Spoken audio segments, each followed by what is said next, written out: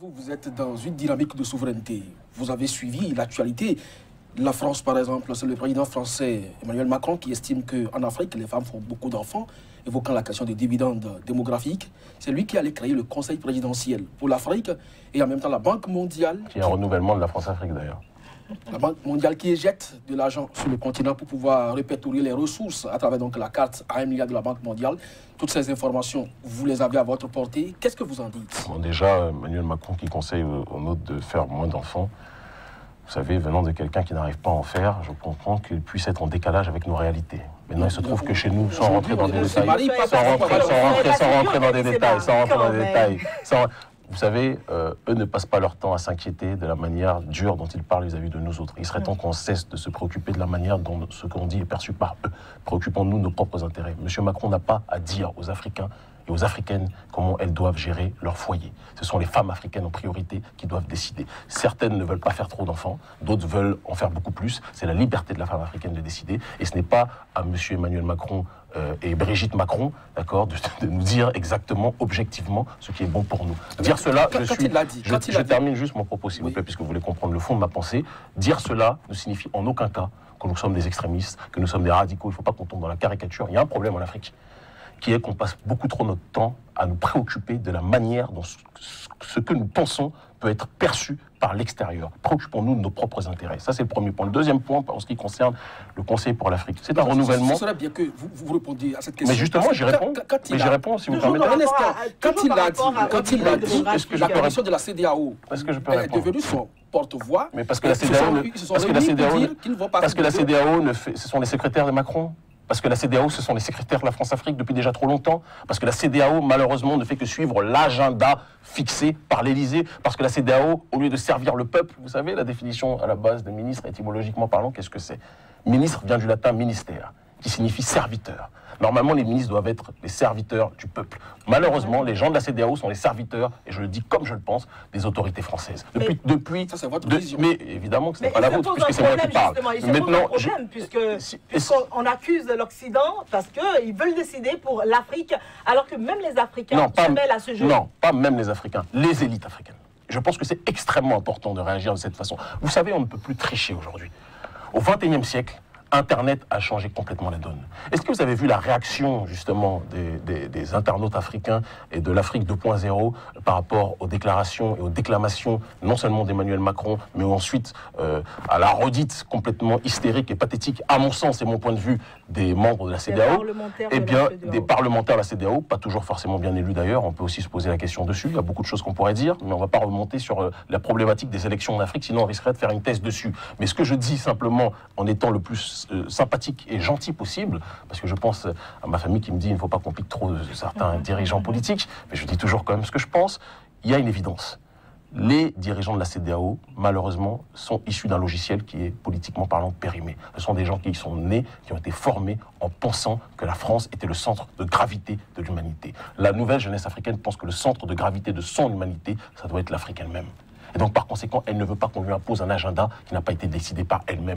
Comment se fait-il que dans ces questions-là, qui sont des questions centrales, plutôt que d'attendre qu'Emmanuel Macron, qui n'a pas d'expérience sur ces questions-là, moi je suis père de famille, je peux parler de la nécessité, je vis en Afrique depuis un certain nombre d'années, je peux parler de la nécessité de pouvoir faire beaucoup d'enfants, de ne pas en faire assez, et encore, même moi, qui suis un jeune homme, je n'ai pas l'expérience de mamans qui peuvent avoir peut-être des dizaines d'enfants et qui ont vécu. Il faut laisser les concernés, les femmes en priorité, s'exprimer sur ces sujets. Et quand je vois les responsables de la CEDEAO qui n'écoutent jamais ce que la société civile africaine dit, qui se bouchent les oreilles, qui mettent des boules pièces plutôt que d'écouter ce qu'une société civile désespérée, prolétarisée, précarisée lui crie chaque jour, elle préfère écouter les conseils de Macron et de l'Élysée. Un petit de 38 ans est capable de leur dire claquer du doigt et le lendemain ils sont capables de faire un communiqué en disant ils sont d'accord avec lui. Si vous trouvez ça normal, sachez qu'il y a toute une génération africaine qui ne comprend pas ça, qui n'acceptera pas ça. Notre génération fait partie de ceux dans ce monde qui ne plieront plus, qui ne se coucheront plus et qui n'accepteront plus qu'un diktat extérieur leur soit imposé. Sur la question du Conseil présidentiel pour l'Afrique. Pour ce qui est du Conseil présidentiel pour l'Afrique, d'ailleurs j'en connais un membre qui était d'ailleurs mon voisin au Sénégal. C'est un renouvellement stratégique très esthétique de la France-Afrique apposé à la réalité de la société civile. Macron est quelqu'un qui n'est pas stupide, à défaut de ne pas tout comprendre de l'Afrique. Mais il sait qu'il y a une restructuration du monde politique et de la géopolitique de manière générale.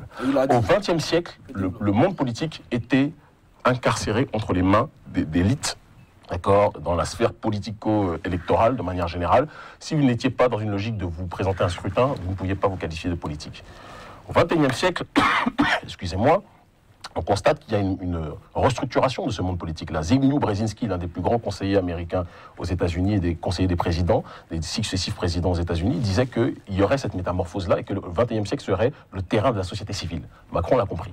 Et c'est pour ça qu'il s'entoure maintenant de membres francophiles, pour ne pas dire francolâtres, adorateurs de la France, qui, dans l'entrepreneuriat, dans la politique, dans la vie sociale, la vie civique de manière générale, peuvent proposer des choses qui peuvent être intéressantes. Il ne faut pas être dans la caricature. Certains sont des éléments brillants dans le domaine qui est le leur, mais qui ont décidé donc de prêter d'une certaine façon, quoi qu'il puisse en dire, allégeance à un pays qui, dans son système oligarchique, je ne parle pas de la population française, parce que dans la population française, il y a bon nombre de gens qui souffrent, des prolétaires blancs qui souffrent réellement. Mais l'oligarchie française ne changera jamais son attitude vis-à-vis de l'Afrique, parce que l'Afrique est son terrain de jeu, l'Afrique est sa bijouterie, et sans cette Afrique-là, cette France ne pourra plus avancer. Stéphane Sacramento. Alors, moi, je voudrais rebondir sur cette carte-là, à 1 milliard de la Banque mondiale, qui a éjecté en 2014 quand même 2 milliards de dollars, 2 millions de dollars. Et il demande à l'Afrique de trouver 800 autres, donc, pour pouvoir répertorier là où il y a les richesses en Afrique. C'est quand même une injure, quand même. C'est une injure, un manque de respect. Et puis, si on voulait aller plus loin par rapport à ce qui concerne les institutions internationales, quand on sait la manière dont elles se sont créées, donc quand on sait que, comment dirais-je, le moteur de ces institutions internationales qui bien souvent disent nous prêter, qui bien souvent disent nous financer, qui bien souvent disent nous soutenir, alors qu'en réalité, ces institutions internationales ne fonctionnent que parce que nos matières premières ont été pillées et que ceux qui sont à l'intérieur de ces institutions internationales savent pertinemment de quelle manière ces structures ont été créées. Moi, j'arrive à un moment où je me dis que, comme le disait le président Thomas Sankara, ils disent qu'on doit les rembourser, mais ce sont eux-mêmes qui nous ont pillés. Ce sont eux-mêmes, ce sont ces entités-là, ce sont les gens derrière la création de ces structures-là qui nous ont pillés. Mais personne ne dit le contraire. Mais là, encore une fois, dans le on, il faut faire toujours très attention. Le on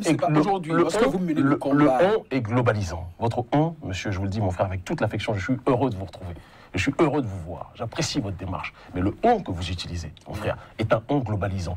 Certains ont subi, n'ont jamais été d'accord avec cela. Le peuple, tout le monde sait, le monde entier, partout où je vais en Amérique du Sud, je vais en Asie, je vais au Moyen-Orient, je vais en Europe, et ça je vous parle de vécu, tout le monde sait que le peuple africain est toujours mis de côté en ce qui concerne la plupart des décisions. Il y a une élite africaine, et ça je vous rejoins sur ce point-là, qui a accepté, et qui malheureusement continuera à accepter tant que le peuple ne se rebellera pas suffisamment, de manière efficace en tout cas, contre la manière dont les élites se couchent. Trop des nôtres sont dans une logique d'être des co-contractants de l'impérialisme. Personne n'a jamais dit le contraire. C'est pour ça que je vous ai dit tout à l'heure, si vous revenez en arrière, j'ai dit qu'il y a une problématique endogène et exogène par rapport à la manière dont notre peuple souffre. Donc cela voudrait dire que le peuple fait chaque fois l'erreur d'élire la mauvaise personne à la tête de leur pays. Quand je vois la cartographie des présidents africains... Parce que ces élites-là ont été élues quand même par le peuple. Quand je vois la cartographie des présidents africains aujourd'hui, le nombre de personnes qui ont été élues et non pas qui se sont auto-élus, je pense que le nombre de présidents est très réduit. Et l'exemple du Bénin n'est pas un cas général. Et je pense que vous savez exactement de quoi je parle. Mais que vous n'irez pas plus loin dans mon sens parce que... Non, comme c'est pas nous partageons... C'est un débat d'idées totalement... Vous savez pertinemment que la plupart des présidents africains, parce que quand vous dites, ouais, mais ils ont été élus comme... Non, la plupart des présidents africains, certains se sont levés un jour, certains sont venus en mode coup d'État, font des élections où ils sont élus à 130%, alors qu'il n'y a pas autant de gens de la population. On a l'impression que, objectivement, c'est une planète de Playmobil, que les électeurs n'ont pas d'âme, que nous sommes peut-être des automates, des abrutis, et que ces gens-là sont les rois du monde. Il y a un moment, il faut qu'on dise les choses telles qu'elles sont. Le peuple est brimé. Ceux qui se lèvent sont assassinés. Ceux qui se lèvent sont incarcérés. Mais il y a une nouvelle génération dont nous faisons partie sur le continent ou dans la diaspora qui a décidé de dire que la prison ne sera pas un obstacle suffisant pour nous empêcher de dire ce que nous pensons. Kémy Séba, vous l'avez dit, c'est l'élite africaine qui a péché par sa façon de voir les choses. L'élite africaine, l'élite intellectuelle, politique, Laurent Gbagbo a estimé à un moment donné que s'il n'a rien à faire dans l'Hexagone, il n'a pas à aller passer les vacances là-bas. Mais aujourd'hui, vous savez là où il dort. Alors, si vous pensez qu'il y a ces élites-là qui veulent quand même affronter... Mais moi, je n'ai pas dit le contraire, je suis d'ailleurs très proche de la... Ça a toujours échoué. Non, est-ce que ce n'est pas la faute là au peuple? Ce n'est pas vrai. Est-ce que ce n'est pas la faute au peuple? Le peuple n'accompagne pas ces élites, par exemple. Je vous réponds. Je peux vous répondre? Allez-y. Merci. vous prêchez un convaincu et un converti depuis déjà très longtemps. Quand vous dites que le peuple a sa responsabilité. Je vous l'ai dit, je crois, à la 5e ou 6e minute de l'émission, je ne sais plus, je n'ai pas le chronogramme, que le peuple doit être dans une démarche de s'autodéterminer et refuser que son destin soit déterminé par d'autres. J'ai été très clair dessus, je ne peux pas être plus explicite. Maintenant, en ce qui concerne nos dirigeants, vous dites à chaque fois ça a échoué, ce n'est pas vrai. Quand Thomas Sankara tombe, quand on l'enterre, ce sont des graines qui poussent. C'est parce que Sankara est mort que nous sommes vivants aujourd'hui et que nous nous battons. C'est parce que Kadhafi est mort en martyr, malgré tous les désaccords que je peux avoir avec lui sur un certain nombre de points. J'ai eu l'occasion de le rencontrer lorsqu'il était venu rencontrer les leaders de la diaspora africaine et qu'il était venu planter sa tente lors de son dernier séjour en France officiel. Vous savez, toutes ces personnes-là étaient dans une course de relais. Ce combat, ce n'est pas un sprint, c'est une course de fond. Et dans cette course de relais, chacun va jusqu'à la date qui lui est prescrite par l'autorité suprême. Certains vont parler, comme moi, des ancêtres, d'autres vont parler du divin, etc. de manière générale. Là n'est pas le plus important. La réalité est la suivante, mon frère. Tous ont fait le tour qu'il fallait, ou les tours qu'il fallait. Maintenant, c'est notre tour. Et nous disons, en ce XXIe siècle, que si des dirigeants ont le courage de nous accompagner, tant mieux.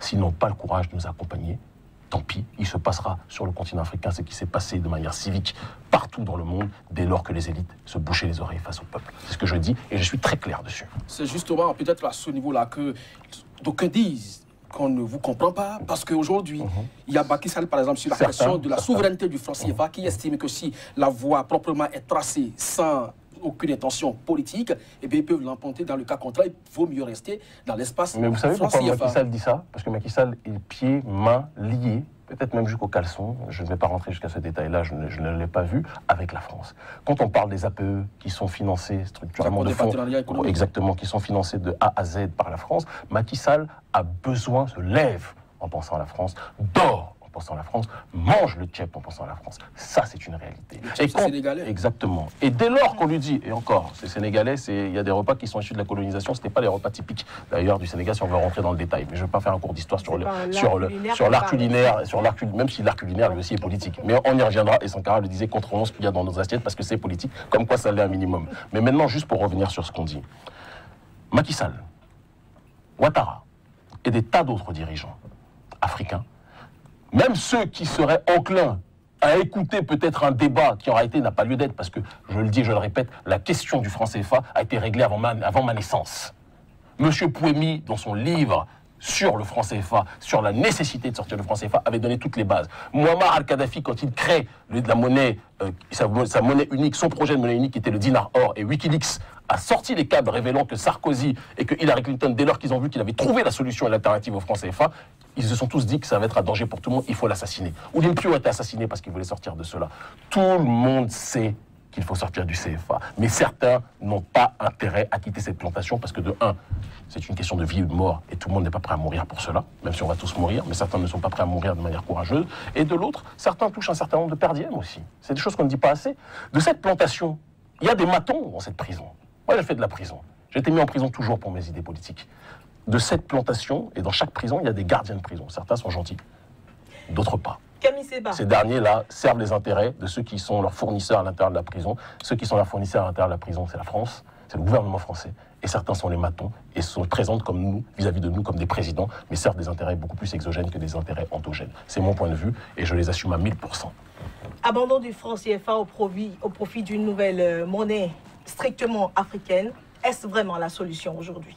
Ce n'est pas la question de savoir si c'est la solution. La question est de savoir, est-ce que la solution, c'est qu'on ait 50% de nos taux de réserve de change qui soient donnés à la Banque de France? Mais c'est un film. Est-ce que... Ah bon, 50% c'est un film? C'est ce que 50%? L'économiste, votre frère économiste a dit. Il a dit 50% c'est un film? Mais quel économiste a dit ça? Ça m'intéresse beaucoup. C'est bizarre parce que ce matin encore, vous parlez de quel économiste? Je veux parler du ministre Lionel Sissou. Il a dit que dans les réserves de compte de la France... Donc vous avez dit ça, c'est un film. Mon frère. Donc quand j'ai dit mon frère, je pensais que vous parliez à Kako Nubupo. Je ne pensais pas que vous parliez du conseiller d'Emmanuel Macron, membre de la banque Rothschild. J'ai peut-être un petit peu fait un béninois, mais il y a déjà des béninois qui ont vendu d'autres béninois pendant l'esclavage. Et il y a aussi des personnes qui de tout temps, partout en Afrique, bien qu'ils soient africains, ont contribué à vendre leurs frères. Donc s'il vous plaît, quand vous dites mon frère, Précisons toujours le contexte pour que je sache où est-ce que nous allons. En ce qui concerne Lionel Zinsou, de toute façon, il y a des gens pour qui la plantation, c'est le paradis sur terre. Il y en a qui trouvent un certain nombre. Il y en a qui adorent cette plantation parce qu'ils mangent grassement le matin, le midi et le soir en matant ceux qui sont dans le champ de canne. Il ne s'est pas empêché de venir quand même au Bénin servir. Cela voudra dire qu'il a déjà un amour pour l'Afrique. Il sert avec qui? Le gouvernement du Bénin. Il sert avec qui? Qui a proposé M. Zinsou au président Yahya Boni? Vous ne voulez pas revenir dessus, mais moi je suis prêt à revenir. Moi je suis prêt à revenir. Tout le monde sait en Afrique, je vais partout en Afrique, que peut-être qu'ici on va faire la langue de bois, il n'y a pas de souci. J'ai aucun problème avec ça, mais sachez bien une chose, moi je ne fais de langue de bois avec personne. Je n'ai aucun tabou et je n'ai peur de personne. Lionel Zinsou lui-même le sait et tout le monde le sait. Je dis et je répète. Vous dites qu'il est venu servir son pays. Moi, je sais qu'il a été conseillé par la France auprès de Yahya Boni. Ça, c'est la réalité, c'est la vérité de Kémy Séba, et c'est la vérité qui est considérée comme telle par beaucoup de personnes. Un pays qui n'a pas de ressources, c'est qui a dit ça? C'est la France. Et parce que la France a dit qu'il n'y a pas de ressources, donc on croit ce que dit la France. Moi, je suis dans ce pays depuis, je suis revenu depuis 3 semaines. Ce pays regorge de ressources exceptionnelles. Les ressources humaines de ce pays sont exceptionnelles. Et même si on commence à forer le sol, je suis convaincu qu'on va trouver un certain nombre de choses qui dépassent l'entendement. La seule chose que je ne pas l'information, parce que le président élu actuel a dit que c'est un désert de compétences. Vous n'avez pas l'information? Non, il avait dit ça au départ et je pense qu'il s'en est mordu les doigts après. Parce qu'il a connu une bronca. Il a connu une bronca de la jeunesse africaine. Mais la preuve après, c'est que dans toutes les déclarations que M. Talon a tenues, par la suite, il y a eu des prises de position sur le terrain du panafricanisme qui étaient très intéressantes. La seule chose sur laquelle on a un désaccord structurel de fond, c'est sur la sortie du franc CFA, parce que M. Talon, sur ce terrain-là, comme la plupart des présidents pour l'instant, à mon sens, manque de courage politique. Mais je suis convaincu qu'il changera d'avis tôt ou tard, parce que c'est quelqu'un d'intelligent. Alors, Kémy Séba, revenons à ma question sur le projet d'une nouvelle monnaie strictement africaine. Je pense que la monnaie unique, c'est un projet des pères fondateurs. C'est pas Kémy Séba qui l'a inventé. C'est pas nous autres autour de cette table qui l'avons inventé. Tout le monde l'a toujours dit. Tous les présidents qui avaient fait preuve de courage l'ont dit. On en payé pour la plupart les conséquences. Sankara le disait. Lumumba congolais, qui n'était pas dans la zone franc, le disait aussi. Kwame Nkrumah, qui était dans la zone anglophone, le disait aussi. D'accord. Kadhafi, récemment, l'a dit aussi. Et dans les conditions que Kadhafi avait trouvées en étant dans une démarche de créer une banque centrale qui s'appuierait cette fois-ci sur la valeur or, d'accord, et non plus en étant dans une logique de taux de fixité avec la France, on serait beaucoup plus capable de s'en sortir politiquement, économiquement, qu'en étant dans la situation actuelle du franc CFA. Si cette solution n'était pas crédible, pourquoi il a été assassiné? Pourquoi les câbles de Wikileaks révélés par Julian Assange prouvent que dès que la France a vu cela et que les États-Unis ont vu cela, ils ont vu un grand danger. C'est-à-dire que le monde entier voit la solution de sortie de la servitude de l'Afrique, sauf les dirigeants africains eux-mêmes. Moi, j'encourage les dirigeants africains eux-mêmes, s'il vous plaît, à regarder de manière plus lucide les choses telles qu'elles sont et de comprendre qu'aucun peuple ne peut se développer s'il ne contrôle pas sa propre économie. Et dans votre démarche, en attendant que vous ne reveniez sur cette question, dans votre démarche, est-ce que vous ne vous sentez pas un peu, je ne dirais pas très provocateur, pour ne pas dire trop? Mais il faut qu'il y ait des gens qui provoquent. Parce que quand on ne provoque pas le débat, vous avez cité des noms, c'est des martyrs aujourd'hui. Vous craignez pas ce niveau-là? Vous savez, on m'a mis en prison 3 fois. Je suis ressorti plus fort. On m'a assigné à résidence 1 an, semi-assigné à résidence. Je devais pointer 4 fois au commissariat de ma ville parce que les autorités françaises n'étaient pas d'accord avec mes discours politiques. Je suis ressorti plus fort. Je suis surveillé partout où je vais. Je suis toujours très fort. Je suis issu d'un peuple qui ne peut pas plier. Je suis issu d'une génération qui en a marre de mentir. Nous voulons nous autodéterminer. Je ne crains rien. La seule chose que je crains, c'est que l'Afrique ne soit pas à la hauteur de son destin. Ça, c'est notre réalité politique. Et ce que je dis est partagé par bon nombre de gens, peut-être même y compris parmi les gens autour de ce plateau. Pourquoi pas? Alors Kémy Séba, on a parlé tout au long de cette émission, jusque-là en tout cas, des élites de l'Afrique. Nous avons parlé du dividende démographique. Vous remarquerez que ça change, parce que la plupart du temps, ceux qui ne connaissent pas notre discours nous accusent de nous attaquer la plupart du temps à l'impérialisme français. Mais nous disons que les premiers responsables sont des responsables endogènes. Il y a un adage qui dit qu'une civilisation n'est détruite par l'extérieur que si elle est rongée de l'intérieur. Le verre est dans le fruit, ouais, comme on le dit. Et le verre se donne peut-être Zinsou, entre autres. Mais ça, c'est une autre question. Et donc on a parlé donc de dividende démographique, et bien avec la complicité également de nos parlementaires de la CEDEAO. Par exemple, on a parlé de cette carte-là, de répertorier les richesses en Afrique. Vous avez le cas de la RDC, par exemple. La RDC, quand on vous met la carte pour identifier les sources de richesse, c'est-à-dire les ressources naturelles et autres, tout clignote, d'accord? Parce que c'est la terre la plus riche, parce que c'est le cœur du continent africain. Mais on se rend compte également qu'en RDC, la population est pauvre. Pourquoi? On se demande pourquoi. Et les ressources naturelles sont pillées. Malheureusement, il n'y a même pas les besoins fondamentaux qui sont satisfaits par rapport à ces populations-là. Nous avons également le cas du Conseil présidentiel. Ne pensez-vous pas que ça arrange beaucoup de gens, cette situation? Malheureusement, je vais en arriver là. Les élites congolaises, les élites occidentales, se faire sans les élites. Les élites occidentales, les élites congolaises. Les élites congolaises font semblant de ne pas comprendre qu'on les accuse alors qu'elles sont évidemment responsables. Il y a d'ailleurs un scandale récent. J'ai appris que les élections vont être déplacées au Congo, en RDC, en 2018, alors qu'ils devaient déjà avoir quitté le pouvoir depuis. On a vraiment l'impression d'être dans une planète de gorilles quand je vois le comportement de monsieur, et c'est mon point de vue, de monsieur Kabila. Mais je vais aller un peu plus loin dans la réflexion. Le Congo, les gens ont compris que quand on veut paralyser un corps, on met dans le coma et on blesse le cœur. Tant que le Congo sera dans l'état chaotique qu'il est, le continent africain sera toujours immobilisé sur bon nombre de points. Le Congo est le centre de gravité de notre combat. Ça ne veut pas dire qu'on ne doit pas mener le combat partout où on est. D'accord, Sankara a mené le combat là où il était, d'autres ont mené le combat là où ils sont. Je mène le combat partout où je le peux dans la zone franc.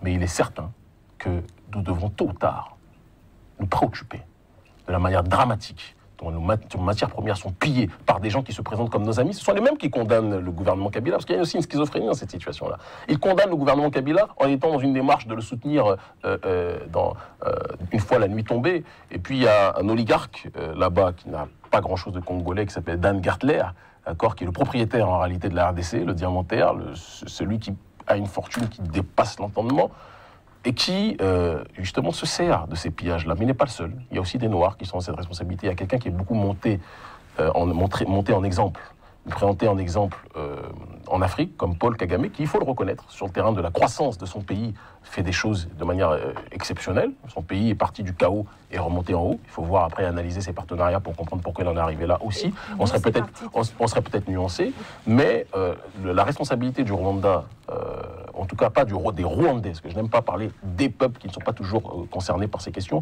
mais la responsabilité du président Kagame dans ce qui se passe notamment dans le drame du Kivu est quelque chose qui nécessite d'être rappelé. Donc il y a des responsabilités multiples, multifacettes, plurielles, et il serait inepte de dire que c'est la responsabilité simplement de l'Occident, la responsabilité uniquement du gouvernement congolais. Il y a pléthore de responsabilités, et il y a un lobby qui est présent et qui se frotte les mains en pillant le coltan et le cobalt et un certain nombre de matières premières. Le diamant, l'or, le pétrole et tout ce qu'il y a comme richesse en RDC. Très rapidement, j'en étais à ce niveau-là. Et pour parler également du franc CFA, on a donné quelques exemples, Macky Sall, Ouattara, ici. Et donc, on se dit, il y a un problème de malgouvernance. Tout à fait.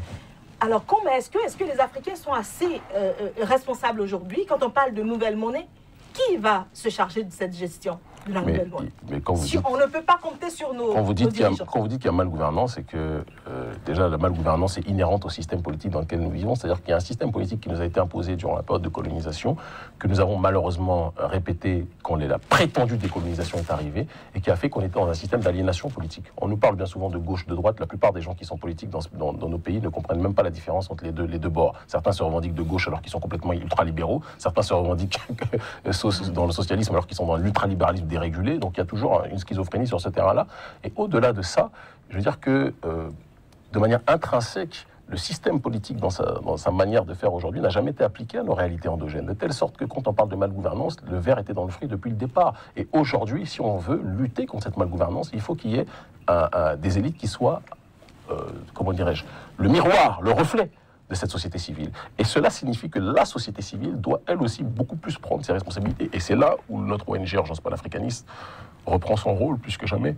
Nous sommes dans une dynamique de dire que la démocratie directe doit être une priorité dans l'état d'esprit des membres des sociétés civiles du continent africain. Ça, c'est pas quelque chose qui est du domaine de la fantasmagorie, c'est être dans une logique de comprendre que quand il y a un certain nombre de blocages qui se font sur bon nombre de décisions, la société civile doit être capable de donner de la voix. C'est ce qui s'est passé sur bon nombre de points. Et je prends le simple exemple du franc CFA, même si je ne veux pas qu'on fasse de la monolatrie en restant uniquement sur cette thématique, parce que les problématiques de l'Afrique sont globales, je l'ai toujours dit. Il a fallu attendre 2017, c'est dans les années 40 que le franc CFA a été créé. Il a fallu attendre 2017 pour que le franc CFA devienne le sujet, je dis bien le sujet prioritaire politique, de société, considérée comme telle, est interviewé par un journal américain, Bloomberg, il y a quelques semaines, à ce sujet, c'est considéré comme tel par le monde entier. Parce que la société civile africaine, dans tous les pays d'Afrique de la zone franc, ont été capables de donner de la voix et se faire entendre sur ces questions-là. Non pas parce qu'il y a une adoration ou une fascination pour la monnaie ou un fétichisme de la monnaie, mais parce que parler de la monnaie est une porte d'entrée pour parler des problématiques beaucoup plus globales par la suite. Alors, donc la société civile a sa responsabilité, a sa capacité à agir, et dès lors qu'elle sera capable d'être dans cette démarche-là, je peux vous assurer que tôt ou tard, les élites ressembleront à cette société civile-là. Et peut-être même que ces élites que vous voyez aujourd'hui vont tôt ou tard se déliter, d'accord, et celles qui seront au pouvoir d'une façon ou d'une autre seront comme Podemos en Espagne. Podemos en Espagne est un mouvement de la société civile. Aujourd'hui, ils ont des représentants au Parlement, et dans bon nombre de pays aujourd'hui du monde, c'est quelque chose qui est en train de se dérouler. Pourquoi ce qui se passe ailleurs ne se passerait pas chez nous? C'est quelque chose sur lequel on est en train de penser. Justement, ça va se passer chez nous lorsqu'on va continuer par recevoir le financement de l'extérieur. Est-ce que vous pensez que véritablement on est démarqué de la réalité qu'ils vont nous imposer? Mais c'est ça le problème, quand vous dites accepter le financement de l'extérieur. Moi, j'ai toujours dit que main qui donne, main qui dirige. C'est quelque chose qui est évident. Ouais. Et dans mon deuxième ouvrage, Black Nihilism, je dis que il y a un moment, j'ai un chapitre qui s'appelle NGO War, c'est en anglais, donc la guerre des ONG. Et je dis que vous ne pouvez pas être dans une démarche d'autodétermination si vous êtes déterminé financièrement par quelqu'un d'extérieur. Et c'est pour ça que, contrairement à une tentative de diabolisation qui avait été dit, j'ai entendu des tas de choses. Parce que moi, comme je voyage beaucoup dans les pays du tiers-monde, ou dans les nations révolutionnaires, j'ai été au Venezuela, j'ai été reçu par les autorités vénézuéliennes, j'ai été au Moyen-Orient, en Iran, j'ai été reçu par l'ancien président, M. Mahmoud Ahmadinejad, j'irai tôt ou tard en Russie, d'accord, j'irai tôt ou tard en Chine. Et dans ces pays-là, dès lors que vous vous rapprochez de ces pays-là, les gens disent « Ah, Kémy, s'il va là-bas, c'est que... » Non, je ne vais pas recevoir des financements, je veux prendre des expériences politiques. Mais je dis toujours, et c'est pour ça que notre mouvement est moins riche que beaucoup d'autres, mais qu'en même temps, il est mieux situé que beaucoup d'autres aussi, j'ai dit, je préfère qu'on prenne le temps et qu'on soit dans une démarche de se financer avec des forces endogènes. Et c'est pour ça que cette année, on a reçu le soutien pour effectuer toutes nos mobilisations sur ces questions relatives à la souveraineté de bon nombre de footballeurs, des gens comme Nicolas Nelka, des gens comme Dembaba, des gens comme Ricardo et Jacques Fati, d'accord, des gens comme les frères Saha et compagnie. Et il y a bon nombre de gens qui sont dans cette logique-là. Nous sommes dans une optique de compter sur les forces endogènes, qui peuvent être diasporiques ou continentales, mais qui sont dans une optique de nous soutenir réellement, parce que ce sont eux aussi des fils et des filles du pays. Faudrait-il... Oui, si tu le permets rapidement, il y a des mouvements de jeunesse également dans beaucoup de pays africains. Qui sont financés par l'extérieur. Qui mènent ces genres de lutte, comme vous, panafricanistes, mais voilà, vous dites qu'ils sont financés de l'extérieur, ça veut dire que la lutte n'est pas conjointe. Mais il n'y a pas une synergie là. De manière factuelle, il ne peut pas... Et encore, je relativise. Vous savez, j'ai été, lorsque j'étais incarcéré au Sénégal, à mon procès, des membres de Y'en a marre sont venus. Et pourtant, Y'en a marre, c'est pas moi, c'est eux et nous. On a eu mal à partir sur un bon nombre de points. J'ai toujours reproché à Y'en a marre le fait d'être proche de certaines ONG comme OSIWA, Open Society de Georges Soros. On a des désaccords méthodologiques et des désaccords même de finalité, je pense, sur un bon nombre de points. Mais le geste qui a été le leur de venir nous soutenir était un geste fort, malgré les désaccords, et ça montre qu'il y a une synergie qui est très possible, malgré un certain nombre de désaccords méthodologiques. On a eu des gens de Filimbi qui nous ont contactés, qui nous ont écrit, et qui ont dit certains ont dit qu'ils étaient admiratifs du combat politique pour la souveraineté africaine que nous menions. Preuve en est que les désaccords de méthodologie ne peuvent empêcher l'unité quand cette unité est nécessaire et vitale. On est dans cette optique-là aujourd'hui, et je pense qu'il ne faut pas qu'on soit dans cette logique de toujours voir ce qui nous sépare, je pense qu'il faut beaucoup plus voir ce qui nous unit. Alors, Kémy Séba, faudrait-il aujourd'hui confier l'émission d'une nouvelle monnaie à des dirigeants africains qu'on sait déjà assez dictateurs pour la plupart, et des dirigeants qui ne cherchent qu'à contrôler leur peuple? Est-ce que ce n'est pas un danger de plus? Vous savez, je vais vous dire les choses, et je ne vais pas vous dire toute ma stratégie de A à Z, mais on va dire que je vais vous la dire de A, peut-être jusqu'à V ou W. Les dirigeants africains, pour la plupart, là encore une fois, il ne faut pas être dans l'essentialisme. Je différencie la situation au Bénin de la situation au Congo-Brazzaville, par exemple. Il faut être objectif. Même s'ils peuvent être tous les deux, les dirigeants, en désaccord avec ce qu'on dit sur la question du franc CFA. Mais il y a des nuances de compréhension sur bon nombre de points. Il y a certains présidents sur le continent africain qui ne comprennent que la pression. Parce qu'eux ne sont que dans la répression. Il y a certains dirigeants africains qui... et ça me fait mal parfois. Je vois des scènes, je les vois se coucher tellement devant des forces exogènes, mais ce sont les mêmes qui assassinent leur peuple. Qui sacrifient leur peuple. Ouais, qui assassinent et qui sacrifient leur peuple. Et il arrive un moment où je me dis donc, fort, violent, dur avec son peuple, mais si misérable avec les autorités occidentales. Il arrive un moment, quand je vois la manière dont ils se couchent à l'extérieur, je dis à notre peuple qu'à l'intérieur, on devrait être capable de beaucoup plus se lever. Et le combat que nous menons vise à ça. Nous ne sommes pas dans une logique de violence. Je tiens à le préciser. D'accord. Mais on va bientôt sortir donc de cette émission. Mais je termine juste mon propos, s'il vous plaît, en vous disant que même si nous ne sommes pas dans une logique de violence, il y a eu des révolutions qui se sont passées partout dans le monde quand les présidents faisaient preuve de trop de surdité et de cécité.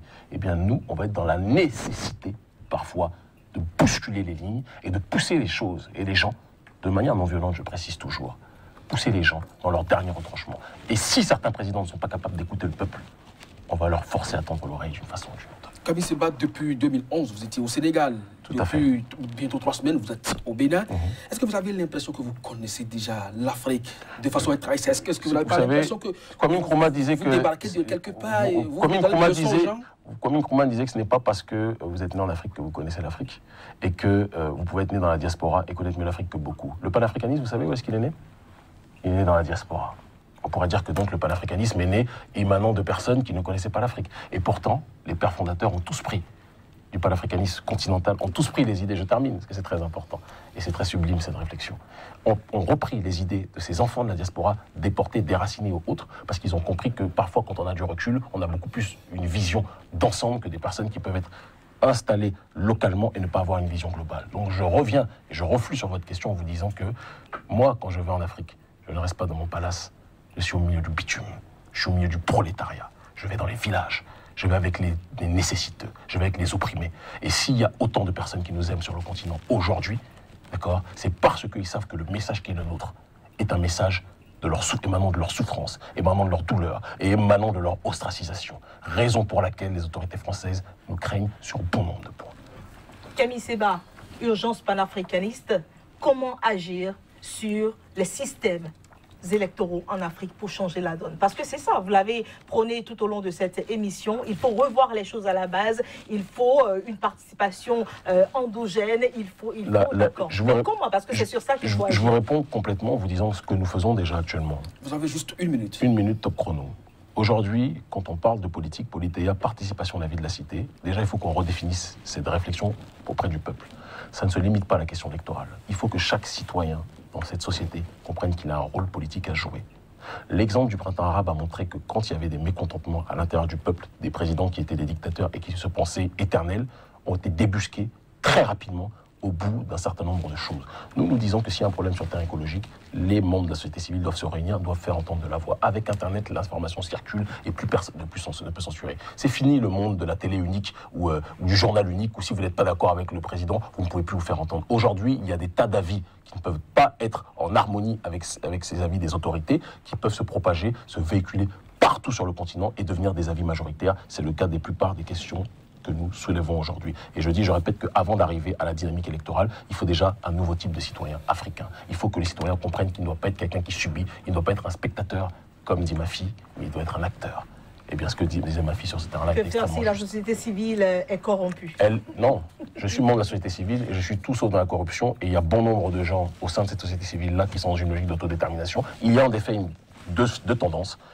Mais c'est notre tendance, celle de la souveraineté africaine, qui l'emportera. Il y a une tendance de la société civile qui est déterminée par l'extérieur et une tendance de la société civile qui est dans une logique de s'autodéterminer. Et je peux vous les assurer, l'histoire me donnera raison, que c'est ceux qui sont dans cette dynamique de s'autodéterminer qui finiront par l'emporter. Merci donc à vous, Kaby Séba. C'est la fin donc de cette émission Claire Stéphane Sacramento. Qu'est-ce qu'on peut retenir?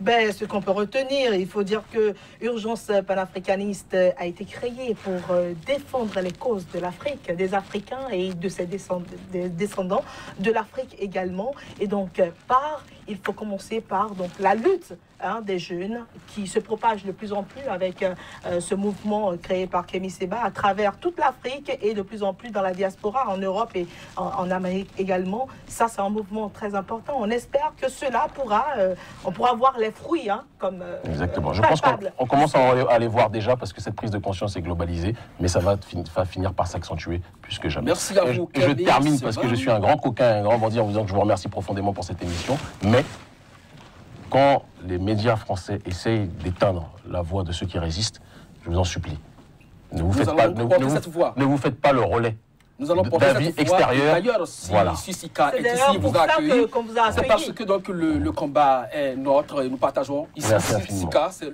notre. Il a fait son coming out pro Kémy Séba à la fin de l'émission. Alors, de toutes les façons, l'adage de Sika ici, c'est le vrai visage de l'information en Afrique.